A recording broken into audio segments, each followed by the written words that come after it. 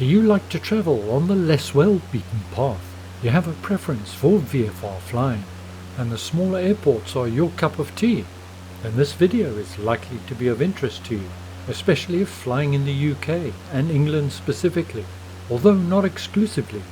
Today, in another developer spotlight video, I turned the torch onto Burning Blue Designs, an airport scenery designer and having made their mark over the last 2 years in Microsoft Flight Simulator. Welcome to the Sim Hangar. My name's Mark, thanks for watching, and let's get started. We're going to be having a look at what airports are under development and what's coming next. But before we do, let's just have a quick recap of what's available from Burning Blue already. Their first airport was Headcorn, and they followed this up with Lyd International, also known as London Ashford. Farnborough, not far from London, is their biggest undertaking to date, but they tend to focus on the smaller out-of-the-way airports, with Popham Airport being one of my favourites. I hadn't quite realised just how many airports they've now got in their arsenal, mainly based in southern England. But they recently ventured stateside to Martha's Vineyard, and quite frankly did a cracking job. Their recent releases include Redhill, situated very close to Gatwick Airport, and their most recent, of course, Goodwood Aerodrome. The next airport's already in beta testing. Little Gransden is an unregistered airfield not far from Cambridge, and the developers have given us a sneak peek of what we can expect. And if everything stays on track, we can expect it in October 22.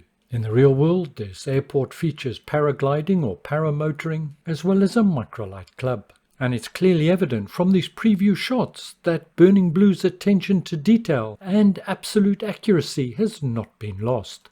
With a reputation of being hard to spot from the air, I'm looking forward to Little Gransden. Also in the works is Katama Airfield, and once again we're back to Martha's Vineyard, stateside.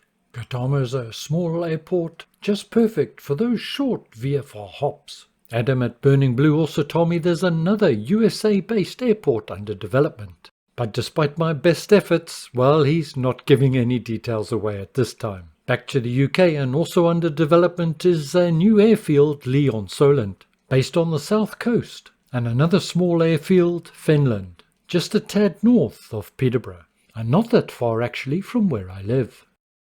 Let's be honest, there's a lot of airport developers out there, and a lot of airports being released all the time, many of them freeware. So why focus on Burning Blue Designs in this video? They haven't asked me to do this. Well, it's because of two things. Firstly, and as already mentioned, the incredible attention to detail, but more important than that for me is the authenticity and accuracy of their airports. They're second to none. We're going to have a very quick look at two of their more recent airports, Redhill and Goodwood.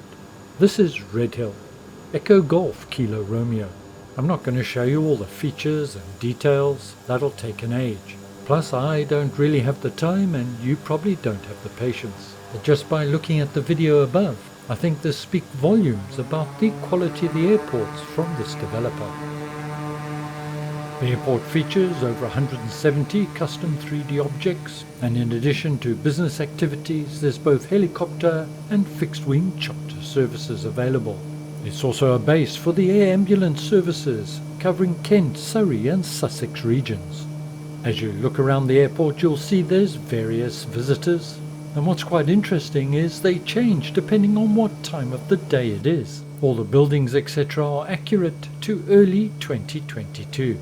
If you're one of those that likes to poke around an airport and see what's there and what the developers put in place, then Burning Blue Design airports are ideal for you.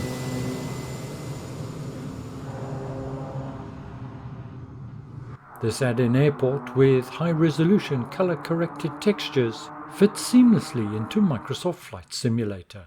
At the time of recording this video, of course, Goodwood Airport is their most recent. Built originally during the Second World War, this was home to over 30 squadrons. A number of different countries called this home. There were squadrons from Canada and also from New Zealand.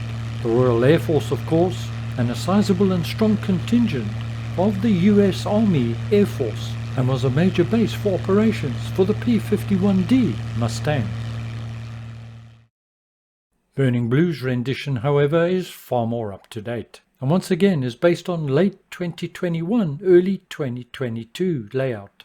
And this airport is somewhat unique. As far as I know, it is the only airport in the world that is completely encircled by a racing circuit. It's world-famous Goodwood Motor Racing Circuit, which in itself is no spring chicken either, dating back to 1948. If Goodwood's not unique in that respect, let me know in the comments below. The aerodrome itself is a fairly sizable development in itself though, but its early origins are still easily recognizable by its typical Art Deco architecture. And once again Burning Blue have captured the essence of the airport.